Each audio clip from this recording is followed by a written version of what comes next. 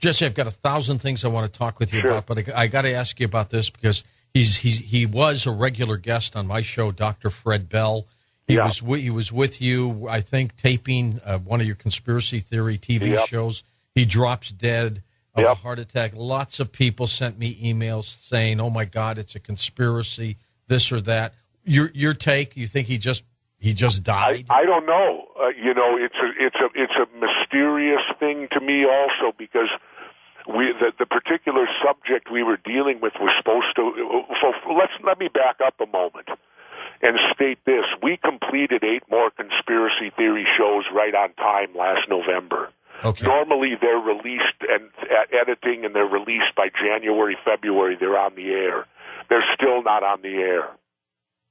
They're still in the can? Oh, yeah. Somebody's got a thumb on it, huh? Oh, yeah. There's no doubt, because, they're still sitting there right now.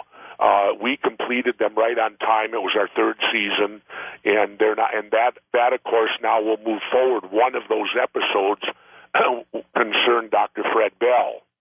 And Dr. Bell was a whistleblower that I was bringing in to talk to about the particular subject. And and I don't fly anymore, so they bring a lot of the people to Minnesota now, which they did with Dr. Bell. He flew into Minnesota, and we found a location, and we shot his portion of the particular show. And but the part that was disturbing was off the record.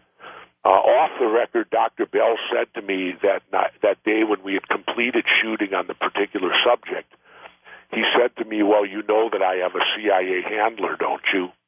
And I kind of laughed, and I said, "Yeah." I said, "It doesn't surprise me with what the knowledge you have about certain things that they would keep an eye on you in some manner." Well, his quote to me was, "Well, he's going to go ballistic when he finds out I talked to you." Yeah, he was. I just kind of took it as whoa.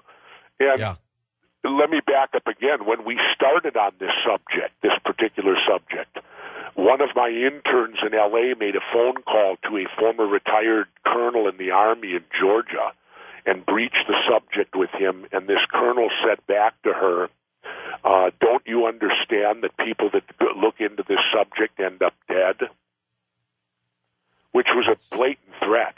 Sure was. Well, the girl quit my show. I don't blame her. She was a young lady, about 22. She was getting married in a couple months, and she said, "I don't need this." Scared and I didn't blame her. She left as one of our interns and moved on. But we continued with the show. So that threat was out there, and we continued with the show. And then, lo and behold, I do this interview with Dr. Fred Bell, Dr. Bell, and a day or two, we would always put them up one night, and apparently Dr. Bell wanted to stay a second night. So he booked a separate hotel away from the one that we booked him in the first night, because we pay for that. Yeah. He apparently wanted to stay the rest of the weekend, and his girlfriend flew up.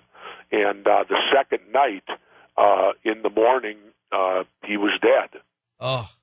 Now, the plot thickens because I called Police Chief Dolan of the Minneapolis Police Department as governor, former governor, and explained the whole background of the situation and what happened here. And you have this guy now dead, and we got a threat to do this show that people end up dead.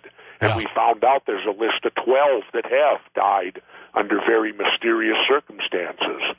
These are like Kennedy. Add Dr. Bell to that list, and we're up to 13, I believe. These are like witnesses to the Kennedy assassination. They all just died. Well, or people that have delved into this particular subject, wanting to learn more about it, expose it, or ask questions about it. These people die mysteriously in weird ways, or they had. And we added, in the show, we add Dr. Bell to that list now, because we have no explanation. Could it have been natural causes? I suppose it could be. But what was interesting, when I breached it with Dolan, the Minneapolis police chief, he kind of sloughed it off, and he just said to me, "Well, we've got a great autopsy man, we'll know." Well, he didn't even give me a courtesy call back to give me the results of the autopsy. Yeah, what does that tell you?